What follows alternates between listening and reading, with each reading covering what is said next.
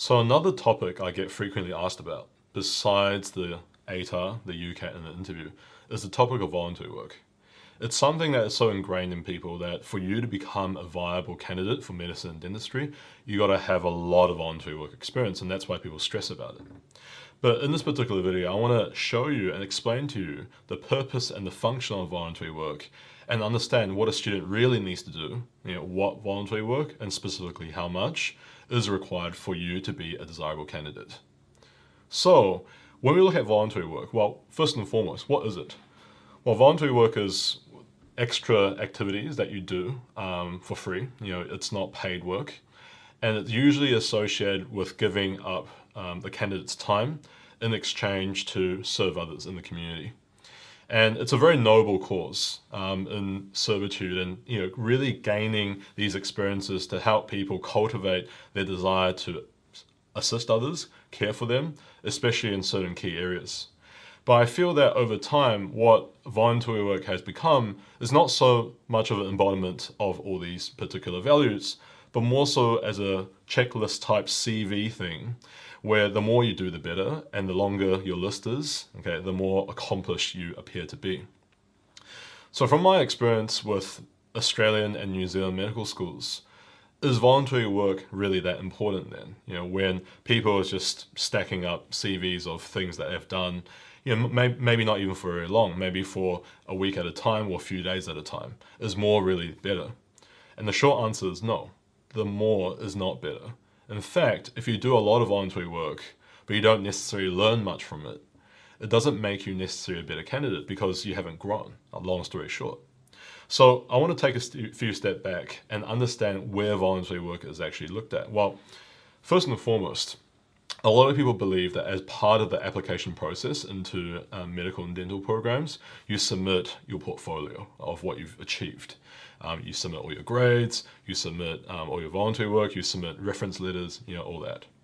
I have to disappoint you, but that's frankly not the case. As part of your application to medical and dental schools, in general, you are just required to submit an administrative form that details which university and which program you want to study at university to a tertiary admissions body governing all the universities in that certain state. So it's quite literally an administrative process, including things like your personal details.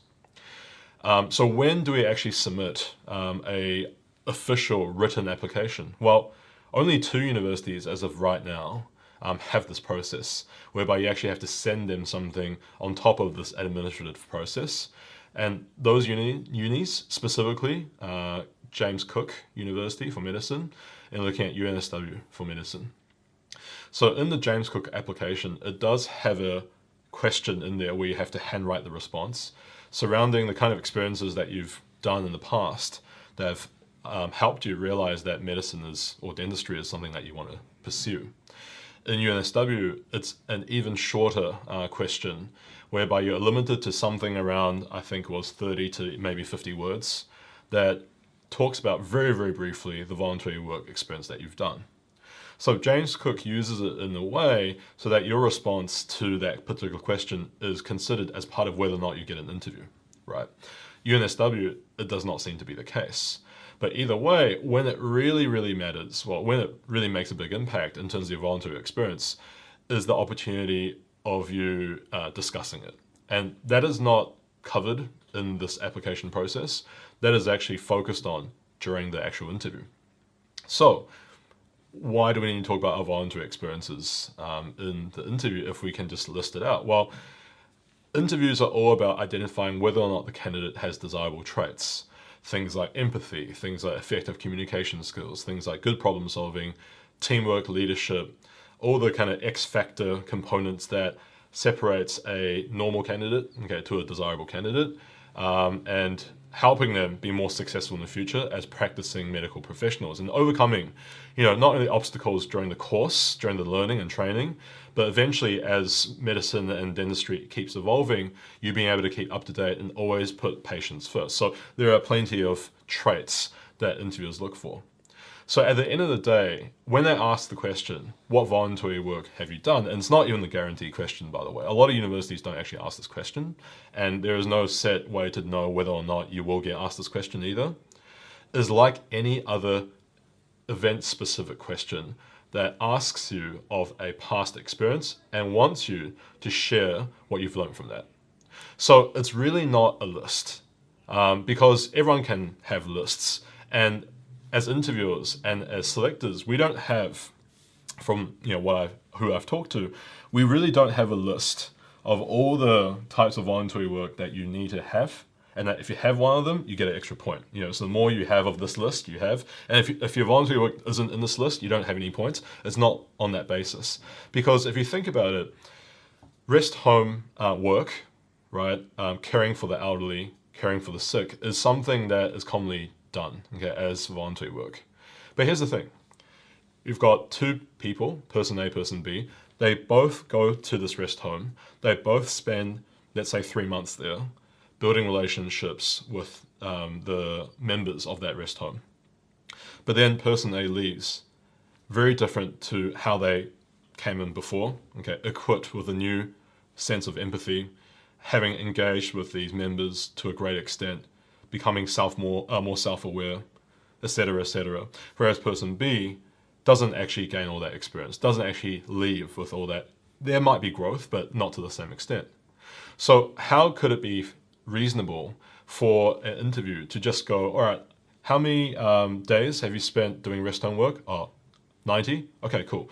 As long as you've done 90 days, we'll consider you as equals. That's not going to happen. So the bottom line is this.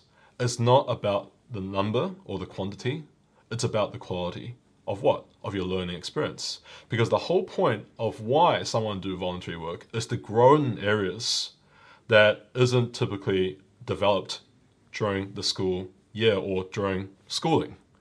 It's what you do beyond the school that will help you develop unique skills that are also very, very crucial for work later on. So that's really the crux of how voluntary work helps a candidate, is that it helps them develop certain things that may not be developed to the same extent in schools, and provides them a unique environment to do so that may be actually more fitting to the workplace than what schools are able to provide. See, leadership in the school is school leadership, obviously.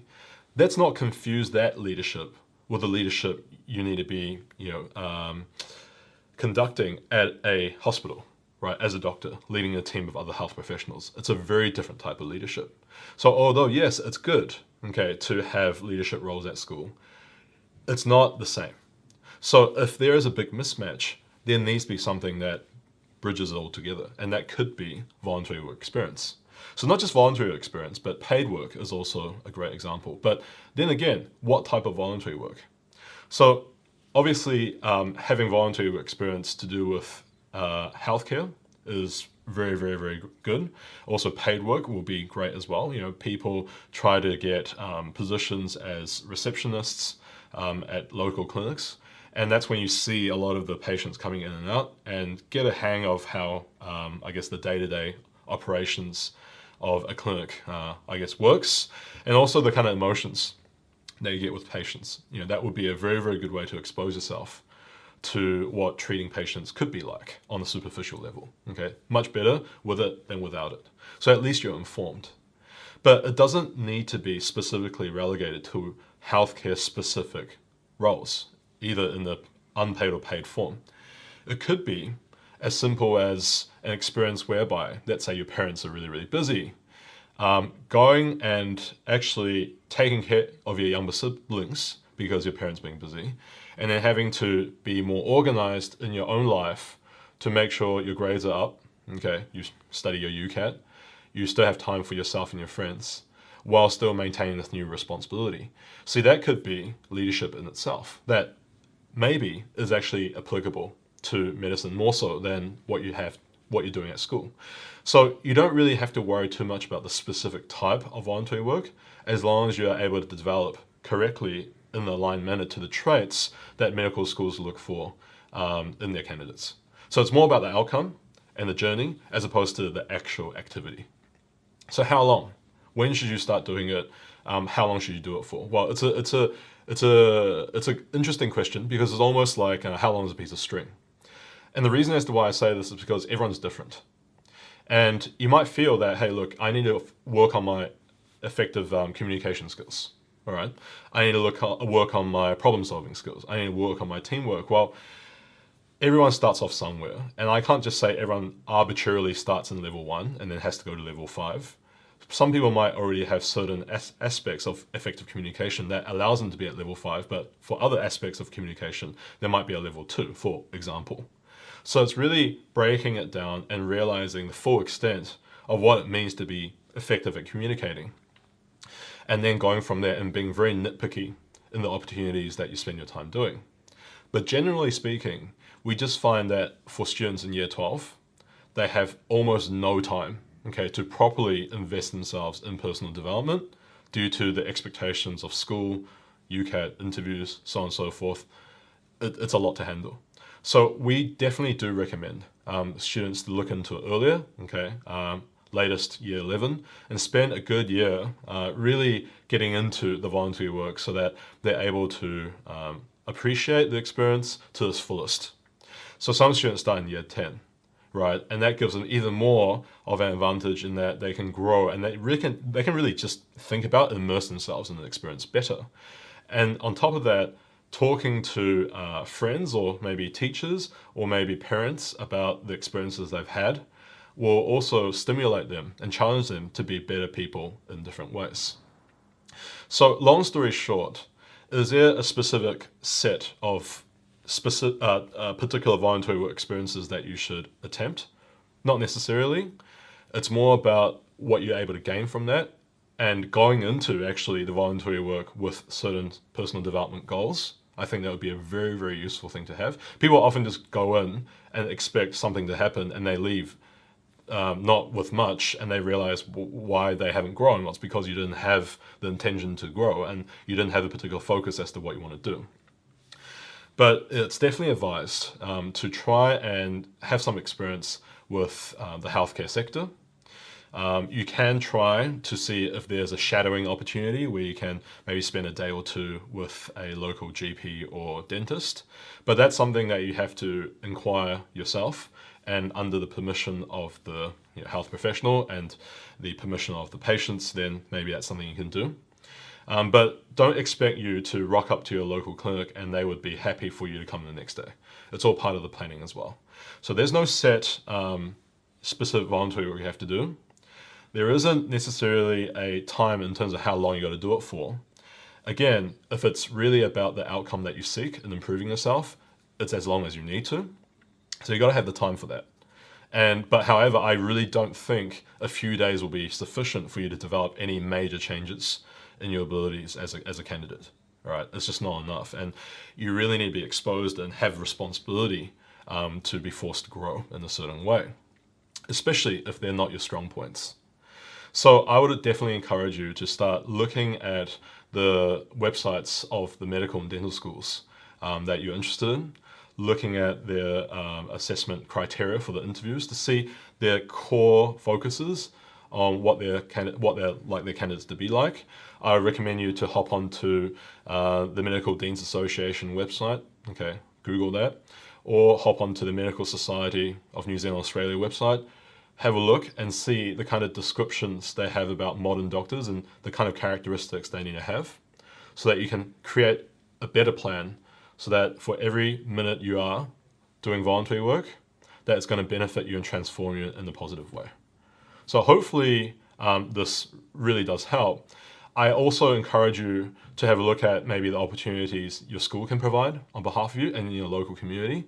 And especially when questions such as, well, why do you want to serve your community? Why do you want to become a doctor? A lot of people talk about giving back to the community. And usually what happens after that is that the interviewer will ask, well, what do you know about the community?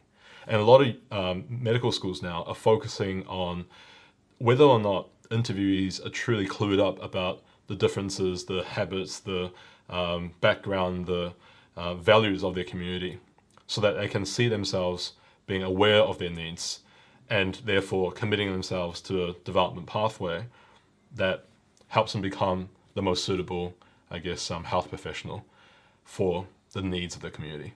So talking about voluntary work conceptually and also more practically in this video, hopefully gave you a little bit more ideas to start planning and thinking about what kind of things you want to do. But it's always good to do it earlier than later.